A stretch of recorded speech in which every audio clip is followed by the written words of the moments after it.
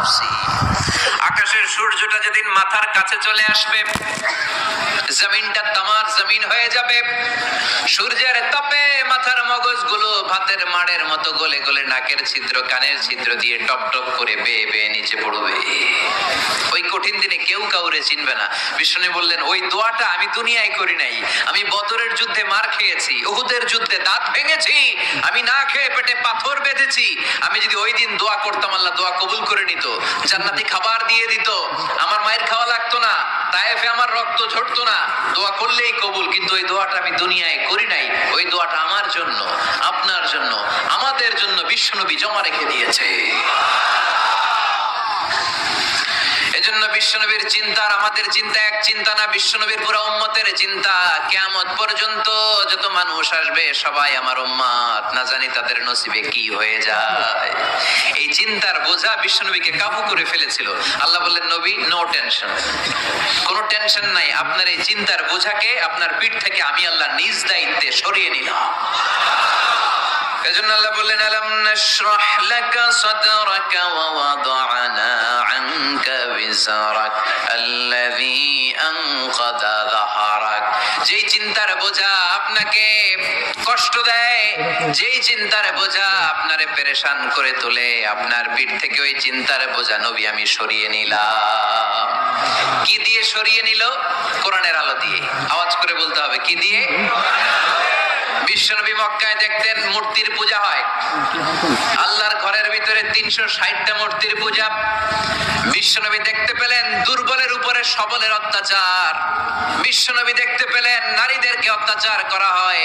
কন্যা সন্তান হলে বাবা তার মেয়েটাকে নিয়ে জঙ্গলের ভেতরে ঢুকে কিংবা মরুভূমির ভেতরে যে জীবিত দাফন করে দেয়। ওয়াইদাল মাউউদাতু সুইলাত ওয়াদুল বানাত। বিশ্বনবী এগুলো দেখতেন চারপাশে। দেখে এই পথহারা জাতিকে কিভাবে উদ্ধার করবেন, কি দিয়ে উদ্ধার করা যায়, এই টেনশনে বিশ্বনবীর পিঠ বাঁকা হয়ে গিয়েছিল। উপমা বাঁকা হয়ে গিয়েছিল। বিশ্বনবী সব সময় পেরেশান থাকতেন। আল্লাহ বললেন, নবী টেনশনের দরকার নাই।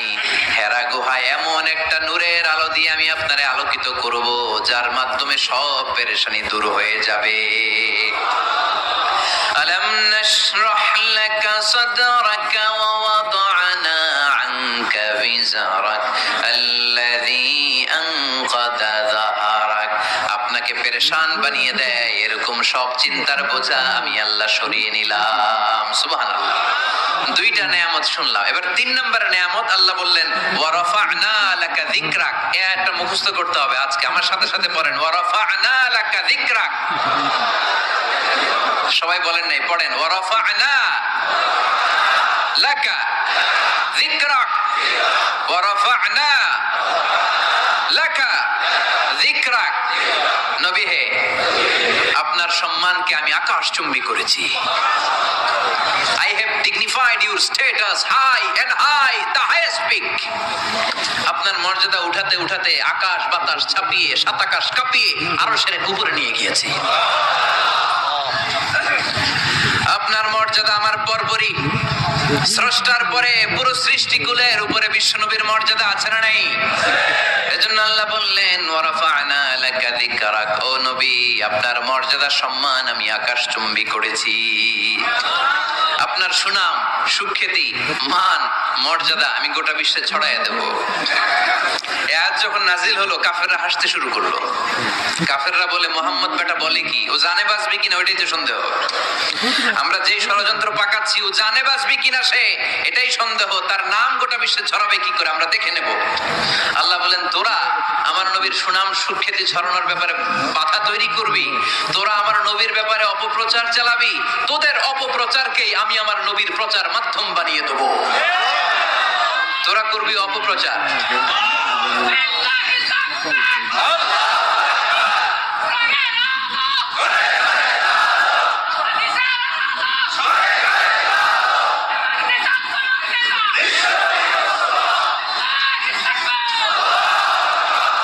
তোদের অপপ্রচারকে আমি আমার নবীর জন্য প্রচার মাধ্যম বানিয়ে দেব। এরকম অনেক সময় হয় না যে কেউ কেউ অপপ্রচার করে কারো বিরুদ্ধে, এটা তার জন্য প্রচার হয়ে যায়। কেউ অপপ্রচার চালায়, আল্লাহর মেহেরবানিতে ওইটা তার পাবলিসিটি হয়ে যায়। তার আলাদা করে প্রচার বিভাগের টিম তৈরি করা লাগে না, তার বিরোধীরাই তার প্রচার বিভাগের কাজে নেমে পড়ে। বিষ্ণু বললেন আল্লাহ বললেন তোরা আমার নবীর সুনাম সুখ্যাতিকে থামাবি, তোদের মাধ্যমে আমি বিশ্ব নবীর সুনাম সুখ্যাতি গোটা বিশ্বে বুলন্দ করে দেব।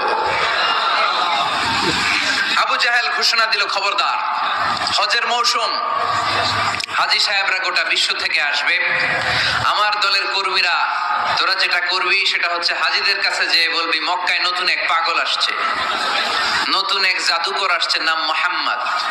নাউজুবিল্লাহ পড়বেন না? খবরদার হাজী সাহেবেরা, এই পাগলের কাছে যেও না। সব হাজিরা গোটা বিশ্ব থেকে এসে মক্কার মিনা প্রান্তরে তাঁবুর ভিতরে ঢুকেছে, আর আবু জাহেলের টিম মেম্বাররা সব তাঁবুর ভিতরে উকি মাইরা কয়, খবরদার, নতুন পাগল আইছে। সবাই কয় নাম কি? কয় মোহাম্মদ। নতুন পাগল এসেছে, নাম মোহাম্মদ। নতুন জাদুকর এসেছে, তার নাম মোহাম্মদ। খবরদার, তার কাছে যেও না, তার কথা শোনো না, শুনলে তোমরাও পাগল হয়ে যাবা, তোমরাও পাগল হয়ে যাবা। সে এত বড় জাদুকর, মুহাম্মদ সাল্লাল্লাহু আলাইহি ওয়াসাল্লাম এত বড় জাদুকর, তার জাদু দেখলে, তার কথা শুনলে হাজবেন্ড ওয়াইফের মধ্যে সম্পর্ক বিচ্ছিন্ন হয়ে যায়। সে এত বড় জাদুকর, তার কথা শুনলে বাবা আর ছেলের সম্পর্ক ছিন্ন হয়ে যায়। সে এত বড় জাদুকর, তার কথা শুনলে বন্ধু বন্ধু আলাদা হয়ে যায়। খবরদার হাজী সাহেবরা, তোমরা হজ করতে এসেছো, করো, জমজমের পানি খাও আর খেজুর নিয়ে যাবা বাড়িতে, কিন্তু মুহাম্মদ সাল্লাল্লাহু আলাইহি ওয়াসাল্লামের কাছে যাওয়া যাবে না। আচ্ছা, আপনারা বুঝে শুনে উত্তর দেন। এই যে লক্ষ লক্ষ হাজী মিনার তাঁবুতে বসা, আর আবু জাহেলের লোকটা যে বললো নতুন জাদুকরের নাম মোহাম্মদ, তার কাছে যেও না, এই লক্ষ লক্ষ হাজীরা এর আগে জীবনেও মুহাম্মদ সাল্লাল্লাহু আলাইহি ওয়াসাল্লামের নাম শুনছে? তার মানে মুহাম্মদ সাল্লাল্লাহু আলাইহি ওয়াসাল্লামের নাম তাদের কানে পৌঁছে দেওয়ার দায়িত্ব আবু জাহেল নিজেই নিয়ে নিয়েছে। চিল্লায় এখন ঠিক কি না? প্রচার হয়ে গিয়েছে।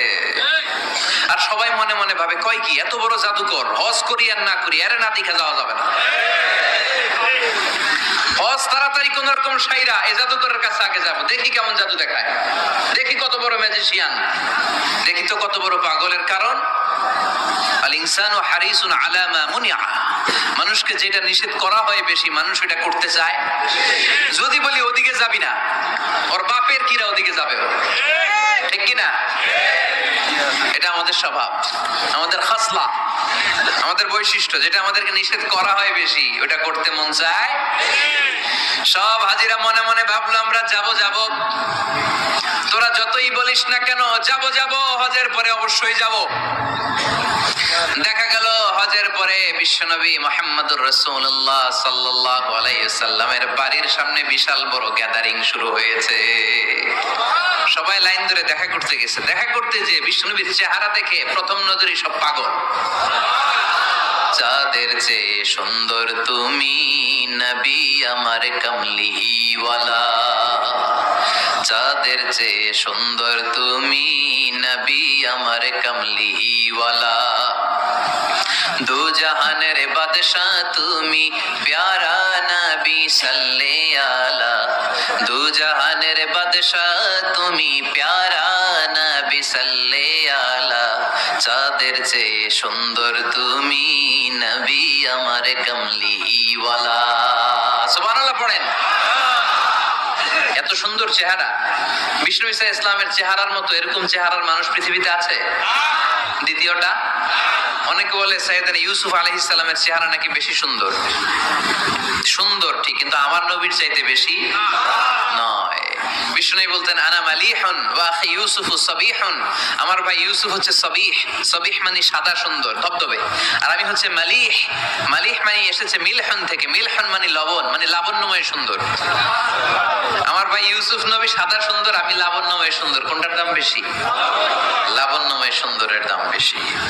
সাইয়েদনা ইউসুফ আলাইহিস সালামের চেহারা দেখে মিশরের মেয়েরা লেবু কাটতে যে বা কমলা কাটতে যে, আনার কাটতে যে, কমলা কাটতে যে আঙ্গুল কেটে ফেলেছিল। কোরআন তার সাক্ষী। ওয়া কাত্তা'না আইদিয়াহুন, আম্মা আম্মাজান আয়েশা রাদিয়াল্লাহু তাআলা আনহা যখন এই ঘটনা শুনেছেন, তিনি মিশরের মেয়েদেরকে ডাক দিয়ে বলেছেন, ও মিশরের মেয়েরা, তোমরা ইউসুফ নবীর সৌন্দর্য দেখে লেবু কাটতে যে আঙ্গুল কেটেছো, আমার স্বামী পেয়ারা নবী মুহাম্মদ রাসূলুল্লাহর চেহারা যদি তোমরা দেখতা, তাহলে লেবু কাটতে যে আঙ্গুল নয়, কলিজাটা কেটে টুকরা টুকরা করে দিতা।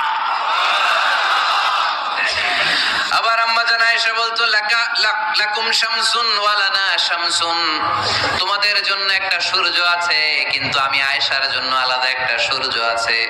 তোমাদের সূর্যটা প্রতিদিন সকালবেলা পূর্ব আকাশে উদিত হয়ে গোটা দুনিয়াটারে আলোকিত করে দেয়, আর আমার সূর্যটার নাম হলো মুহাম্মদ সাল্লাল্লাহু আলাইহি ওয়াসাল্লাম। মসজিদে নববীতে এশার নামাজের পরে আমার সূর্যটা আমার ঘরে উদিত হয়।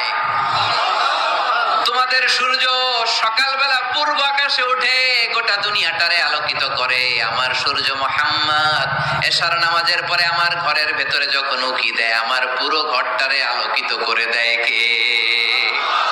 এত সুন্দর চেহারা ছিল, ওনার চেহারার নূর দিয়ে হারানো সুই খুঁজে পেয়েছে বিশ্বনবীর স্ত্রীরা। চিল্লায় করে আল্লাহু আকবার।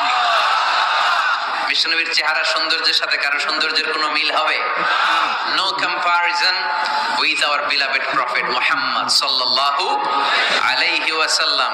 Whether it's the fitness, whether it's the appearance, whether it's the status, no comparison with our prophet. এটা ফিটনেসের দিক থেকে হোক, এটা চেহারার সৌন্দর্যের দিক থেকে হোক, এটা কণ্ঠস্বরের ঝংকারের দিক থেকে হোক, সম্মান আর মর্যাদার দিক থেকে হোক, আমার নবীর সম্মানের ধারে কাছেও সম্মান পৃথিবীর কারো হতে পারে না। চিল্লায় বলেন ঠিক কিনা? এজন্য আল্লাহ বললেন, ওয়া রাফা'না লাকা যিকরাক, নবী আপনার সম্মান বাড়াতে বাড়াতে আমি আকাশচুম্বী করেছি। লোকজন সব যে বিশ্বনবীর দরবারে লাইন ধরেছে, হাজিরা সব বিশ্বনবীর কাছে যে চেহারা দেখেই কুপোকাত, বাকি জিনিস তো পরে। অনেকে আছে না, চেহারা দেখলেই মানুষ পাগল হয়ে যায়, আছে না নাই? চেহারা দেখেই পাগল, চেহারা দেখেই পাগল। তারপর তারা মিলাতে লাগলো। মিনার তাবুতে আবু জাহেলের কর্মীরা ঘোষণা দিয়েছিল, এলাকায় মোহাম্মদ নামে পাগল এসেছে। তারা মিলায় দেখে না, এই মহামানব কোনোদিন পাগল হতে পারে না, কারণ পাগলের চুলগুলো থাকে উস্কো খুস্কো, ঠিক কিনা? আমার নবী সাল্লাল্লাহু আলাইহি ওয়াসাল্লামের চুল উস্কো খুস্কো ছিল। কত সুন্দর চুল আঁচড়ে রাখতেন, জাইতুনের তেল দিতেন, আতর ঢেলে মাথার শীতের মধ্যে ঢেলে দিতেন, কপাল বেয়ে বেয়ে পড়তো, আর যেখানে সেজদা দিতেন সেজদার জায়গা আতরের ঘ্রাণে আমোদ হয়ে যেত। হাতের তালুতে পারফিউম মাখতেন, আর মানুষের সাথে মুসাফা করলে যার সাথে মুসাফা তার হাতের সাথে নবীর ব্যবহৃত পারফিউমের ঘ্রাণ ছুটে যেত। এত পরিচ্ছন্ন ছিলেন। তারা বিশ্বনবীর চেহারার সাথে আবু জাহেলের বক্তব্যের মিল খুঁজে পায় না। তারা বলে, না, এই লোক কখনো পাগল হতে পারে না। পাগলের চুল থাকে উস্কো খুস্কো, জামা থাকে ছিঁড়া ফাড়া, গায়ের মধ্যে থাকে ময়লা। পাগল কখনো দাঁত মাজে না, কিন্তু বিশ্বনবীর মুচকি হাসির ফাঁক দিয়ে দাঁতের দিকে তাকালে মানুষগুলো সব পাগল হয়ে যায়। স্মাইল দিতেন বিশ্বনবী, স্মাইল, মুচকি হাসি, তাবাসসুম। বিশ্বনবীর মুচকি হাসি দেখলে মানুষ পাগল হয়ে যেত, পাগল পড়া হয়ে যেত। তারা বলে, না না, এই মহামানব তো কখনো পাগল হতে পারে না। আবার মিলাতে লাগলো। আবু জাহেলের কর্মীরা বলেছিল এটা নাকি বড় জাদুকর, কিন্তু তারা বলে, না না, এই অসাধারণ লোকটা জাদুকর হতে পারে না, সে তো কোনো মন্ত্র পড়ে না। জাদু করার জন্য মন্ত্র পড়ার দরকার আছে না নাই? বিষ্ণুনবী কি মন্ত্র পড়তো?